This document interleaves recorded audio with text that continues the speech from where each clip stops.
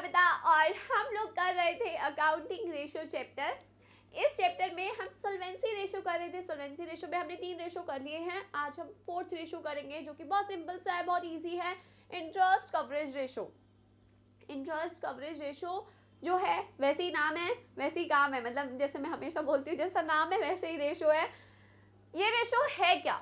ये रेशो होता है कि हम अपने प्रॉफिट जो कमाते हैं बिजनेस में, तो कितनी बार हम अपना इंटरेस्ट उसमें से रिकवर कर सकते हैं, उसे इंटरेस्ट कवरेज रेशो कहा जाता है।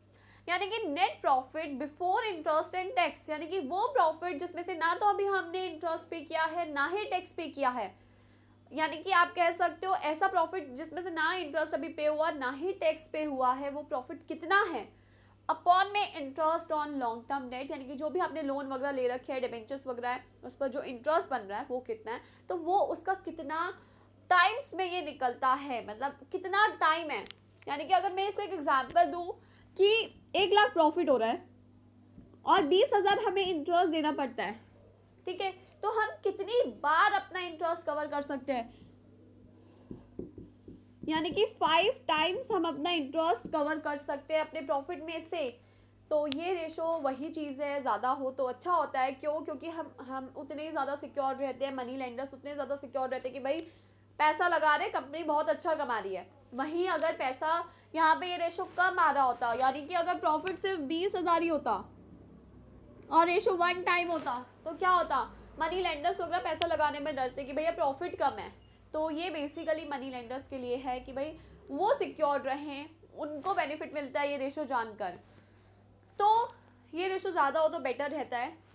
अब इस रेशो में है क्या चीज़, यानी ये रेशो वैसे तो बहुत सिंपल है, लेकिन बेसिकली ये चीज़ तो बहुत सिंपल रहती है। बेसिकली जो आपको निकालना होता है वो चाहिए होता है आपको net profit before interest and tax, क्योंकि क्वेश्चन में इतना इजी तो होगा नहीं कि आपको नेट प्रॉफिट बिफोर टैक्स दे देंगे, आपको ये चीज़ निकालनी होती है। तो उसके लिए मैं आपको एक सीक्वेंस बताऊंगी जो कि आपको समझना ज़रूरी है।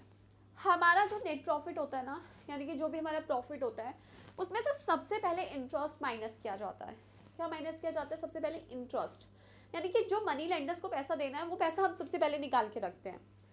फिर हमारे पास जो प्रॉफिट आता है हम उसे प्रॉफिट बिफोर टैक्स कहते हैं, उसमें से हम टैक्स माइनस करते हैं, यानी कि अब जो पैसा बचा उस पर कंपनी टैक्स पे करेगी किसे? गवर्नमेंट को, तो वो प्रॉफिट आफ्टर टैक्स होता है।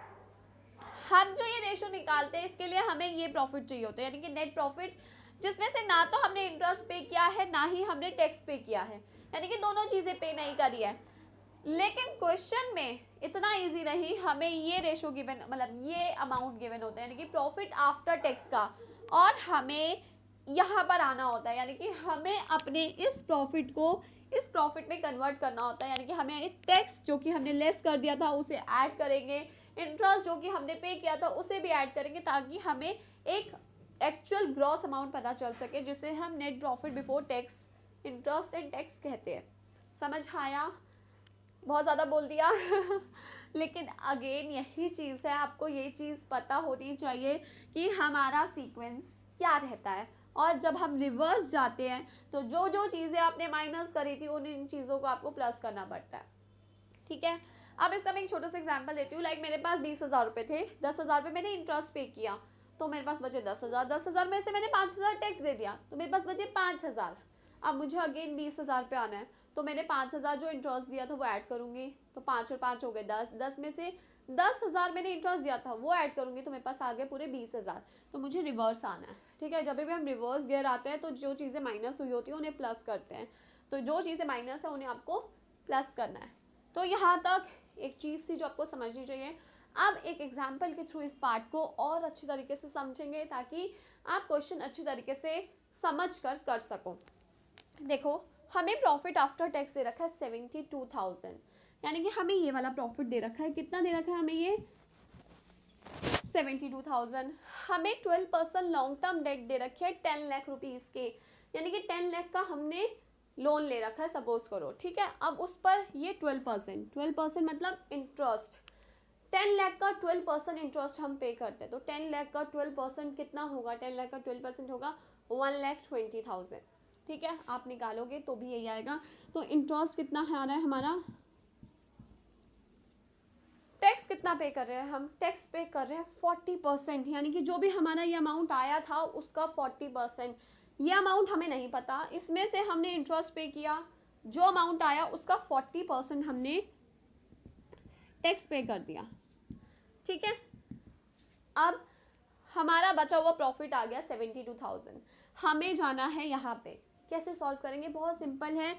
देखो एक कंसेप्ट को समझना, जब भी आपको परसेंटेज गिवन है किसी चीज़ पर, यानी कि we don't know about this amount, हमें नहीं पता ये अमाउंट कौन सा है, हमें इसकी 40% गिवन है, निकालने के बाद आ रहा है 72,000। तो आपको सिंपल क्या करना है, आपको 72,000 गिवन है, ठीक है। आपको एक ऐसा अमाउंट चाहिए जो कि पूरा 100% हो, लेकिन ये जो अमाउंट है ये 40% डिडक्ट करने के बाद है, तो 100 में से 40% डिडक्ट कर दो, ठीक है। तो यानी कि जो भी टैक्स का अमाउंट है वो आप माइनस कर दोगे। आप चाहे इसे x एज्यूम करके, वो बहुत लंबा प्रोसीजर हो जाता है कि आप लेट करोगे x is equals to this, उसका 40% निकालोगे, फिर x में से वो 40% लेस करोगे तो आपका 72,000 आए, तो x की वैल्यू फाइंड आउट हो जाएगी। वो टेक्निक हो गई पुरानी, अब आप बड़े हो, 12th क्लास में हो, ये सीखो कि अगर आपको 72,000 गिवन है, आपको 100% अमाउंट चाहिए, 40% टैक्स पे कर चुके हो, तो 100 माइनस 40। अगर यहाँ पे टैक्स रेट 30% होता तो यहाँ पे 30 लिखते, 50% होता तो 50 लिखते, क्योंकि ये जो अमाउंट है ये टैक्स पे करने के बाद वाला आ रहा है, ठीक है।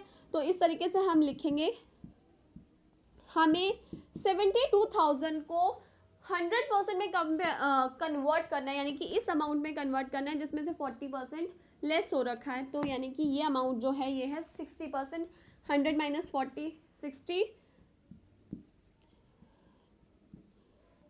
यानी कि अमाउंट आ रहा है हमारा 1,20,000 रुपीज़, 1,20,000 रुपये थे। अब मैं देखो आपको अगर कैलकुलेट करके दिखाऊं, 1,20,000 का 40% कितना होगा? 48,000 माइनस किए 10 माइनस 8 2 11 माइनस 4 72,000 72,000 आ रहा है, ठीक है। तो यानी कि अमाउंट कितना रहा होगा? 1,20,000। तो बहुत इजी सी ट्रिक है, आपको 100% अमाउंट कन्वर्ट करना है, और है कितना ये है सिर्फ 60%, तो नीचे 60 रख दो। अगर आपका टैक्स रेट 30 होता तो 30 माइनस करते, 50 होता तो 50। तो इस चीज़ को बहुत ईजिली समझ लो, बहुत ईजी कंसेप्ट है, ज़्यादा डिफिकल्ट नहीं है। अब हमारे पास हमारा प्रॉफिट भी आ गया, कितना आ गया? 1,20,000।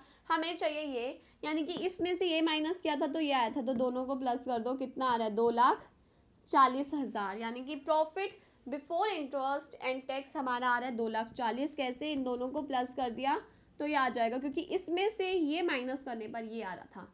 तो एक ऐसा अमाउंट जिसमें से 1,20,000 गए तो 1,20,000 आ रहा है, दोनों को प्लस कर दो भाई, आ जाएगा। बहुत सिंपल है। अब आगे बढ़ेंगे, हमारे पास प्रॉफिट आ गया 2,40,000, इंटरेस्ट ऑलरेडी हम निकाल चुके हैं 1,20,000, कट करेंगे, आंसर आएगा 2 टाइम, यानी कि हमारा इंटरेस्ट कवरेज रेशो क्या है? 2 टाइम। यानी कि कंपनी इतना प्रॉफिट कमाती है कि वो 2 बार अपना इंटरेस्ट कवर कर सकती है। तो ये था सिंपल सा interest coverage ratio. I hope आप लोगों को समझ आया होगा। नाउ अगेन, अगर समझ आई है वीडियो तो लाइक शेयर कमेंट ज़रूर करें, चैनल को सब्सक्राइब करें, बेल आइकन को प्रेस करें, और अपने डाउट आप मेरे से इंस्टाग्राम या यूट्यूब पर बेझिझक पूछ सकते हैं। Thank you.